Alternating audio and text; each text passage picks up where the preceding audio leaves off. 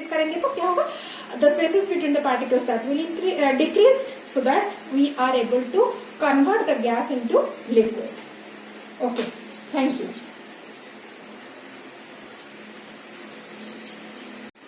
Welcome to your next online class. Previous classes we discussed about what is matter, properties of matter. Then we discussed about different states of matter. Then how the states of different matter changed. Now we come in that chapter. One word we discussed, that is the vaporization. That is the vaporization. What do you mean by vaporization? When water particles converted into vapor, that process is called as vaporization. In that, one condition is there, that is when the water particles attain the temperature of 100 degrees Celsius. When the water particles attain the temperature of 100 degrees Celsius, then that converted into vapor. That is the water vapor. Okay, so when it attained the 100 degrees Celsius temperature, water converted into water vapor. One question is in my mind, that when we are drying the clothes, wet clothes, when they are dried, at that time, what is the water particles in the clothes? They do not attain the temperature of 100 degrees Celsius. Then how they evaporate? How these are the vapor? So the process in which, and here suppose this one is a suppose cloth, piece of cloth I hang here, and when at the sunlight I just put it. After some time it will wet cloth converted into dry. It again dried. So how it is dried? But it do not attain the temperature of 100 degrees Celsius. So how it dried? So when it is at the sunlight, what is the surface particles? What are the water particles on the surface? They get energized. That means their kinetic energy increases. As what are the water particles on the water surface? As their kinetic energy is increased, so these particles converted into vapors. So this is a surface phenomena, whereas this one is a bulk phenomena. All the particles converted into vapor. But this is a surface phenomena. On the surface, which particle is energized, that converted into water vapor. But this is a surface phenomena, whereas this one is a bulk phenomena. So what is this surface phenomena? When water particles converted into water vapor, without attaining all the particles, without attaining 100 degrees Celsius, then that process is called as vaporization. I am again repeating that changing of water into water vapor, below boiling point, that is boiling point of water, that is called as the vaporization. Again repeating that changing of water into water vapor without attaining the boiling point of water, then that is called as the evaporation. So now I am discussing what is the difference between evaporation and vaporization. What is the evaporation and vaporization?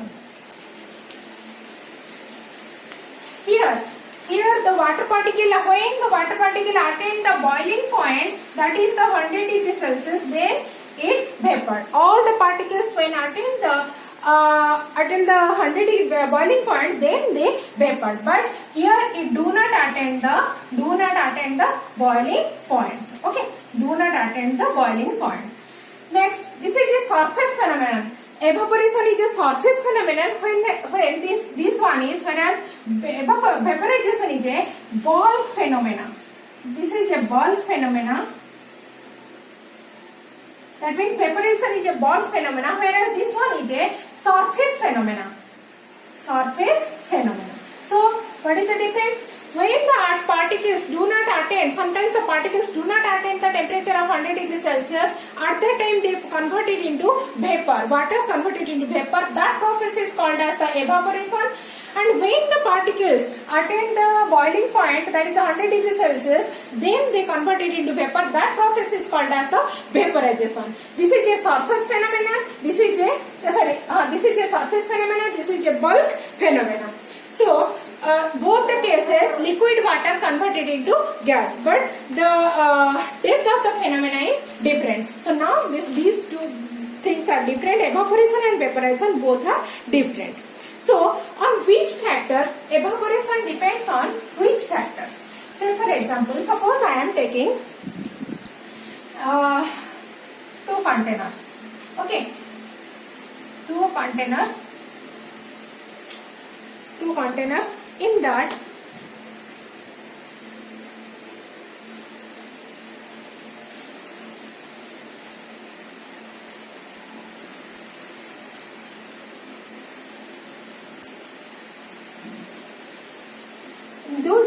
these two containers, I am taking some water. Okay, this amount of water.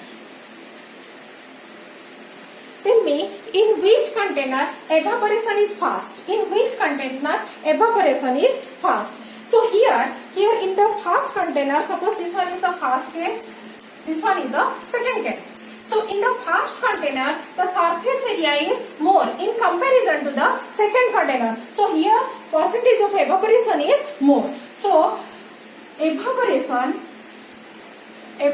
is directly depend on the surface area. So what is the surface area of this one depend on the surface area. It is directly proportional to surface area. If surface area is more, then evaporation is more. If surface area is less, then evaporation is also less. Then another thing, I am taking same type of two parts. This one. Okay, and also taking same amount of water, both the containers. In both the containers, I am taking same amount of water. Now, this one is, I put this one in the sunlight. On the sunlight, I put it. Or this one is in a sunny day, and this one is a cloudy day.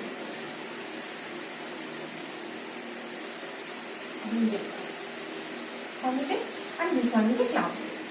And in the first case, I put the container in a sunny day, and this one is a rainy day. Sorry, cloudy day. See, in which case the percentage of evaporation is more? Obviously on the sunny day. What happened in the cloudy day? So in the cloudy day, the percentage of humidity, that means moisture content or water vapors are more in the cloudy day. So that's why evaporation is less. But in case of sunny day, moisture content is less in comparison to cloudy day. That's why evaporation is more. So again, evaporation is inversely proportional to the humidity of the environment. Humidity. Okay, it inversely proportional to the humidity. If humidity is less, then evaporation is more. If humidity is more, then evaporation is less. Next come to suppose two clothes are there. Okay, and another cloth is there. Here very high speed wind is blowing. Here no wind is there. So in which case cloth is first case and second case. In which case the cloth which cloth is dried faster? So obviously the first one.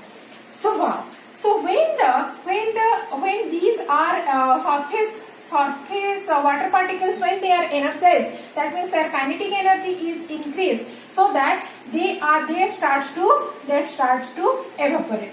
And when they are evaporate, the moisture around the surrounding the cloth is more. When the wind blows, these moisture are carried out. Again, dry air is there. So that's why here, in case of high speed wind, evaporation is more. So evaporation is directly proportional to what? The wind speed.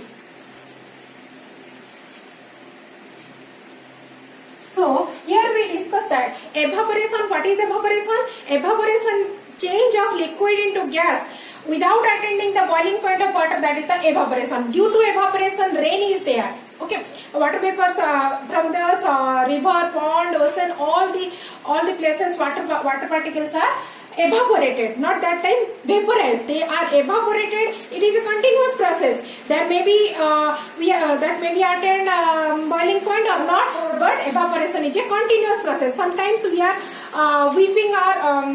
sometimes we are cleaning our homes or cleaning our clothes. If there is no sunlight, we hang our clothes at our home, or when we are washing our floors or cleaning our floors, at that time also water is there. After some time it is dried up because due to the evaporation, and due to evaporation rain is there.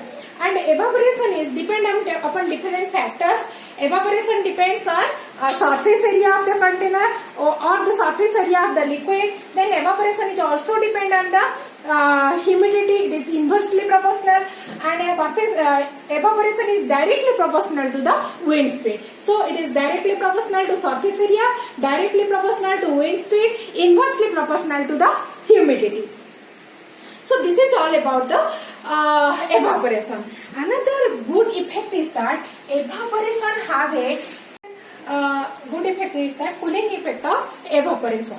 So in the evaporation part, we know that when the water particles do not attain the boiling point of water, at that time liquid particles are converted into gas. Okay, what are the liquid particles? They are converted into gas. During that process, they require some energy. When the liquid particles converted into gas, that means their kinetic energy will be increased. If kinetic energy increase, that means they are requiring some energy, and this energy is absorbed by the environment in the form of heat. They are present and they are absorbed by the liquid particles. So that's why if they are absorbing the heat energy, then that cools the surrounding. So this is the cooling effect of evaporation. Now I am discussing some examples. Sometimes guys, you observe that when you are using nail remover, at that time the tip of your finger you feel cool. When you are using nail enamel, at that time your nail around the tip of your finger, you are feeling cool. Why these things are happening? So when you put some, we are putting some alcohol, acetone or petrol on a hand, when we are rubbing it at that time, or if you do not rub, just open it, at that time you feel cool. Why we feel cool at that time? Because when these particles of acetone and your spirit, alcohol, all these evaporate very quickly. That means they have very low boiling point. As they have very low boiling point, they require some energy, and that energy is absorbed from the environment, and that they are evaporated. They start evaporating. That's why we feel cool. Another thing, when in the hot summer, we add our roof and also our veranda. Suppose this one is the veranda. On the veranda and roof, we are spraying water. Why we are spraying water? When we are spraying water, that means the environment at the hot summer, your surrounding have very less amount, or air have very less amount of moisture.